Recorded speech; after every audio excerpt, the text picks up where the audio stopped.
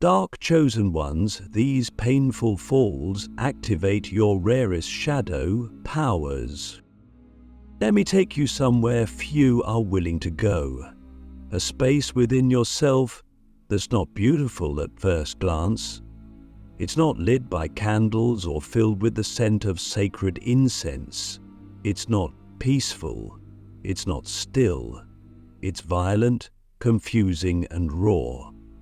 It's the place you were thrown into when everything fell apart, when the betrayal happened, when the loss hit, when the world turned its back on you.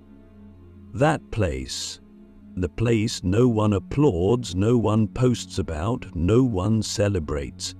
But what if I told you that space was sacred, not because it felt good, but because it activated something in you, something ancient, something rare, something sleeping in your DNA, waiting for the perfect storm to wake it up. Every dark, chosen one knows this place, even if they don't yet have the words. It's the place where your entire identity begins to dissolve. The moment when every illusion you clung to for safety, who you thought you were, what you thought mattered, what you believed was true, all begins to collapse. It doesn't feel like awakening, it doesn't feel like transformation, it feels like death, a spiritual death, a psychological death, a death of the version of you that was never real to begin with. And that's the trap, because no one tells you this is what awakening actually looks like. We're sold the myth that spiritual growth is quiet, peaceful, and calm. But for the dark, chosen ones, it's a storm. And that storm is not random. It's the ritual. It's the activation. Click subscribe to this channel to get more profound spiritual lesson. You didn't fall by accident, you were pushed by forces you can't yet see, by a divine intelligence that saw what you couldn't. That you had something hidden inside you, a shadow power, one that could not be accessed through light, through ease, through love alone. It had to be forced out, like a blade forged in fire. Your soul needed heat, pressure, pain, to unlock its next form. And the fall, that was the forge. That was the sacred violence of your becoming. And if you're still here, if you're still breathing, still standing, even if barely, then the power is already waking up. But here's the secret most don't understand. Shadow power is not evil. It's untamed. It's the part of you that doesn't obey, that doesn't submit, that doesn't care about rules, approval, or comfort. It's the part of you that sees through lies instantly, that can feel energy shift across a room without a word being spoken, that can spot manipulation before it even arrives, that knows when someone is hiding something, because you've hidden so much yourself. You don't learn these skills from books.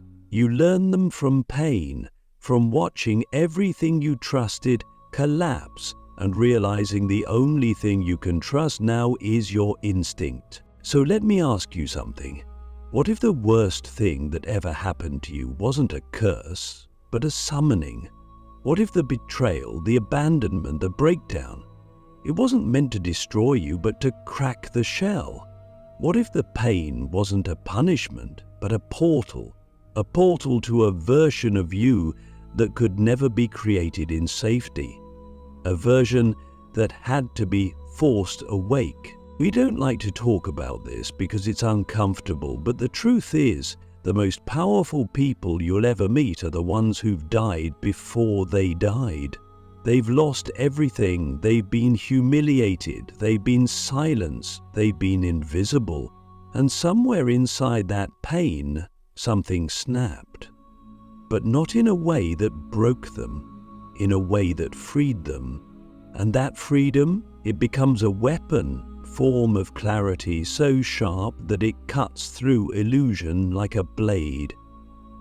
That's what shadow power looks like when it's activated. Not chaos. Precision. You begin to move differently, speak differently. You stop chasing things. You stop begging for love. You stop explaining yourself. You become sovereign, not because you don't feel pain anymore, but because you've learned how to use it. You've turned your wounds into weapons, your silence into signal, your shame into sight. That's what makes you rare. That's what makes you one of the dark chosen ones. And the world doesn't know what to do with people like us, because we don't fit the narrative. We're not saints, we're not sages, we're something else. We've walked through the underworld and returned with power that can't be taught. We don't speak light, we speak truth. And sometimes that truth is too raw for people who are still clinging to illusions. But that's not our burden, that's our gift. Because we don't just survive the darkness, we bring back the medicine. So if you're in the fall right now, if everything is falling apart, if nothing makes sense, if you feel like you're being erased, just breathe. You're not being arranged, you're being rearranged. The old identity is dying so your real self can emerge. This isn't the end, it's the threshold. And you are not weak for being here. You are exactly where the power begins. Every great initiation begins with a fall. Every real transformation starts with pain. And every dark chosen one is activated through the moment they believe they've lost everything, only to discover that what remains is the one thing that can never be taken: yourself. Not the mask, not the role, the essence. And that essence, it carries codes, it carries a frequency that can shift rooms, break spells, awaken others, and see through veils the world still calls truth. You're not here to be saved, you're here to remember. And the remembering begins in the fall, when the light doesn't save you, the hidden intelligence of spiritual collapse. There comes a moment on the spiritual path that no one warns you about.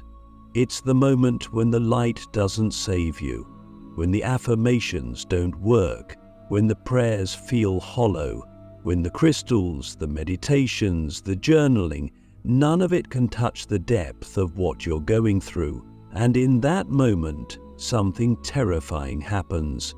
You begin to question everything. You wonder if any of this was real, if all the talk about healing, love, alignment, and higher self was just a fantasy wrapped in pretty language. But here's the truth few dare to say aloud. That moment is sacred. That collapse is not the end of your spiritual journey, it's the moment it truly begins. You see, the early stages of spiritual awakening are often beautiful. They feel like coming home. You feel lighter. You start seeing synchronicities. The universe seems to speak to you. You feel connected, seen, and spiritually alive. But that phase is only the invitation. It's not the transformation. Because sooner or later, if you're one of the dark chosen ones, the light will disappear. The warmth will vanish. You'll be left in a kind of spiritual silence so dense it feels like God has abandoned you. But what if that silence isn't absence? What if it's depth? We are conditioned to seek comfort in the light, to believe that goodness, peace, and clarity are signs of divine approval. But what if the divine doesn't care about your comfort? What if God's love for you is so complete that He would rather break your illusions than let you live a life that isn't truly yours? What if the collapse you're experiencing is not a sign that you've failed, but a sign that your soul has outgrown the shallow spiritual tools that once sustained you. This collapse is intelligence. It is the soul's way of saying you're ready for more. But to receive more, you must lose what is no longer true. That's why the light doesn't come, because you're being forced to find a power that doesn't depend on light, a power that emerges from within, a raw, unshakable knowing that comes not from books, but from direct experience, from pain, from facing your own void and realizing that even there you exist, even there you are still whole. If you're going through this now, I need you to hear me. You're not lost, you're not broken, you are being stripped, and what's being taken from you? Everything that cannot survive the next level of your evolution. The relationships that were based on your old self, the belief systems that no longer resonate, the spiritual practices that once felt potent but now feel hollow. This is not regression, this is refinement. You are being emptied, not as a punishment, but as a preparation. Spiritual collapse is the sacred dismantling of the false self. It is the collapse of who you thought you had to be in order to be worthy. It is the death of the light worker mask, the healer identity, the good person persona that you used to earn love. And in that death, the real power begins to stir. The shadow powers, the gifts that cannot be accessed through niceness or positivity, the abilities born from pain, forged in silence, and sharpened in solitude. These are the gifts that make you dangerous to the systems that run this world. The power to see truth before it's spoken, the power to feel energy others don't even know they carry, the power to speak words that pierce illusions, the power to hold space for pain without needing to fix it. These are not gifts you choose. These are gifts that choose you. And they only awaken when the old world within you dies. So ask yourself, what if this collapse is not your undoing, but your unveiling? What if this is the moment your soul finally takes the lead, and everything that was built on ego, fear, or performance begins to fall away? Would you still call this darkness, or would you call it initiation? The reason this hurts so much is because you're being forced to face the parts of yourself that were never allowed to speak. The rage, the grief, the shame, the hunger, the truth. And until you face them, they run your life from the shadows. But when you face them, when you sit with them without judgment, you become whole. Not pure, not perfect, whole. That's what the collapse is for, to show you that you were never meant to be saved by the light, you were meant to become the fire. And fire doesn't ask for permission, it doesn't beg for love, it doesn't wait to be understood. It burns, it purifies, it reveals. And so do you, the soul's weaponry, how brokenness unlocks supersatural strength. It's a strange truth that only those who've been shattered know. When your soul breaks open, something ancient and indestructible begins to rise from within. It doesn't happen all at once, it doesn't announce itself with light or thunder, it creeps in through the cracks, through the places you thought were ruined forever, through the nights you lay awake wondering if you'd ever feel whole again.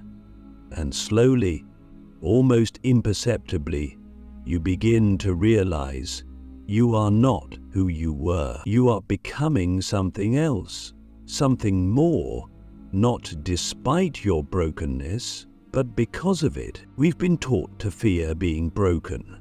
We're told to be strong, to keep it together, to stay in control. But for the dark chosen ones, that control was never real to begin with. It was survival. It was armor. It was a mask we wore to navigate a world that didn't know how to hold our depth. So when we finally break, it's not failure, it's freedom. It's the moment the false self dies and the true self begins to flex its wings. And what emerges from that death? A kind of strength that is almost otherworldly, because once you've been broken, you lose your fear of breaking. And that makes you dangerous. You stop avoiding pain. You stop negotiating your truth. You stop performing. You begin to speak with a voice that doesn't tremble. You begin to walk with a presence that stops the room. You begin to move through life with a deep, quiet certainty that nothing can truly harm you because you've already faced the thing you feared most and survived. But the real power is subtler than that. It's not just fearlessness, it's sight. You begin to see people, truly see them, not their masks, not their stories, not the version of themselves they've polished for the world. You see their wounds, their longing, their soul beneath the surface. And that sight, it's a weapon. It cuts through illusion, it disarms manipulation, it protects you from energies that seek to drain you. That power only comes from having been deceived, betrayed, abandoned, and learning to read the spiritual language behind it all. This is why your brokenness was never a weakness, it was your training. Every heartbreak was a lesson in discernment, every loss was a lesson in detachment. Every betrayal taught you how to trust your intuition above anyone's words. Your pain was not a punishment, it was a map. And now that you've walked it, you carry the codes, you carry the frequencies. You don't just understand suffering, you navigate it. You hold it without flinching, you alchemize it into wisdom, and that wisdom becomes your weapon. This soul weaponry isn't something you flaunt, it's something you embody. It shows up in the way you hold space for others, in the way you refuse to shrink, in the way you speak truth even when your voice shakes, because you know the cost of silence. You know what it's like to betray yourself just to be accepted, and now you will never do that again. You've been forged in fire, and now you carry the heat in your bones. But here's the part most people miss. Your supernatural strength doesn't make you invincible, it makes you available. You become a vessel, a conduit. You begin attracting others who are on the edge of their own awakening, who don't even know what they're looking for, but they feel something in you, something ancient, something unshakable, something real. That's your power. You don't have to convince anyone of anything. Your presence does the work. Your energy speaks before your words ever do. So let me ask you something deeply uncomfortable. What if the worst thing that ever happened to you is actually the key to the part of your soul that was locked away? What if your trauma was the teacher your ego would have never chosen, but your soul knew you needed? Would you still call yourself broken? Or would you call yourself reborn? Because that's what's happening now. You're not healing back into who you were. You're not even becoming someone new. You're remembering who you are beneath all the noise, beneath the conditioning, beneath the wounds. And that you, that version of you, carries weapons the world cannot see. A knowing that cannot be taught, a fire that cannot be extinguished. You are not just recovering, you are rising, armed. And so, the next time you feel the ache, the grief, the rage, the emptiness, don't run, don't numb, don't escape. Listen. What is this pain trying to show you? What truth is it trying to reveal? What power is waiting to be unlocked beneath this layer of suffering? Because every time you descend into the dark with open eyes, you come back with more than you lost. You come back with force, with clarity, with soul weaponry that no one can take from you ever again. You were never just meant to survive. You were meant to transform. And your brokenness? That was the invitation, the veil, the sacred riddle. And now that you've solved it, the only question that remains is, what will you do with the power you've reclaimed? Becoming the architect, turning shadow power into a new reality. There comes a point on this path, after the fall, after the silence, after the awakening of your hidden power, when you're no longer just a survivor, no longer just a seeker, no longer just someone trying to heal, you become something else entirely. You become the architect. You're no longer looking for a place to belong or a world that understands you.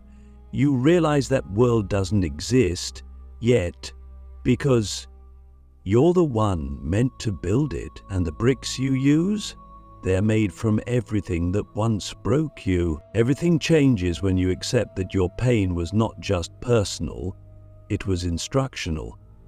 That your shadow wasn't something to fix, but something to activate. That your scars weren't proof of failure, they were maps. Once you see that clearly, you stop trying to return to who you were before the collapse. You don't want to go back. You couldn't even if you tried. You've seen too much. You've felt too deeply.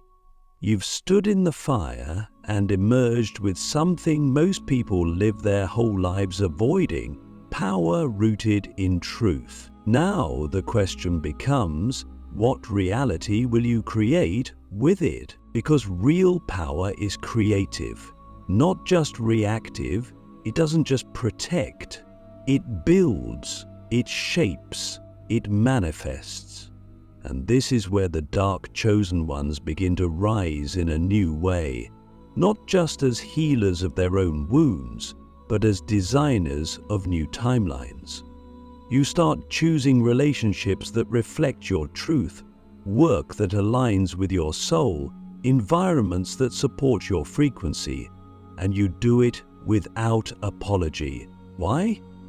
Because you've lived the alternative, you've lived the lie, and you'd rather be alone in your truth than surrounded in your suppression. Here's something most people don't understand.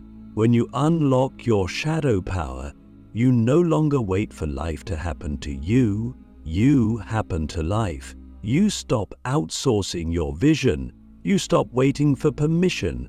You stop shrinking to keep others comfortable. You begin to embody the truth that you are the source of your peace, of your purpose, of your power.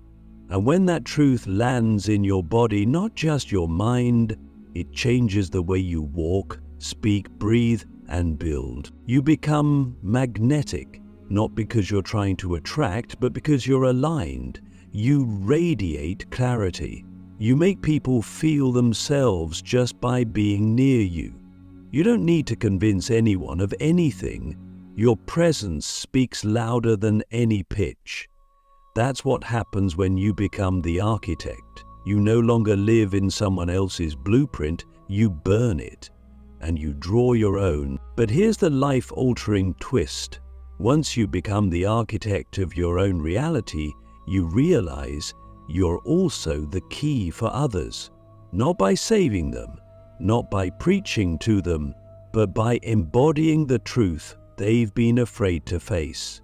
You become a mirror, a permission slip, a living symbol that shows others what's possible when you stop running from your shadow and start leading with it. So I ask you this, as your journey begins to shift from survival to creation, what are you building now? What story are you living? What vision are you anchoring into the world through your actions, your energy, your choices? Are you creating from the old wound or from your awakened wisdom? Because the dark chosen ones aren't here just to awaken. We're here to rebuild, to create a world that makes space for depth, for truth, for wholeness. A world where the shadow is not feared, but honored. And that world begins with you, with how you show up tomorrow, with what you say yes to, with what you finally walk away from, with how deeply you trust your own power without needing it to be pretty. You've made it through the fall. You've unlocked your rarest gifts. Now it's time to build something worthy of them.